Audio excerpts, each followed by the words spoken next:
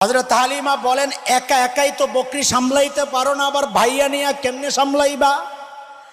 হযরতে সীমা বলেন, না মা না, ওই যে আগে একবার নিয়ে গেছিলাম সেদিনকার ঘটনা তো তোমারে শোনাই নাই রে মা। আমার ভাইয়ারে আমি বকে নিয়ে যখন চলছিলাম, মারে অন্য দিনের মতো বকরিগুলারে ধরা লাগে নাই, ডাক দেওয়া লাগে নাই, সবগুলো পেছনে লাইন ধইরা ধইরা চলেছে। মাঠে যায় আমি ঘাস খাওয়ার জন্য বকরিগুলা ছাইরা কোলের মধ্যে ভাইয়ারে নিয়ে চেহারার দিকে তাকায় আছি।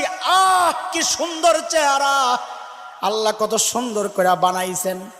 মারে কখন যে দিন শেষ হয়ে গেছে আমার খবর নাই, আলো আধারি ভয়ে কলিজা শুকায়া গেছে। আহারে না জানি আমার বকরিগুলা হারায়া গেছে, আল্লাহই জানে। যেই না মুখ উঠাইছি ভয়ে আতঙ্কে, যেই না উৎকণ্ঠার সাথে মুখ উঠাইছি, কি দেখছি মা জানুনি? আমি যেমন আমার ভাইয়ার চেহারার দিকে তাকায় রইছি, সবগুলা বকরি চারোদিক থেকে লাইন ধইরা আমার ভাইয়ার চেহারার দিকে অমনে তাকায় রইছি।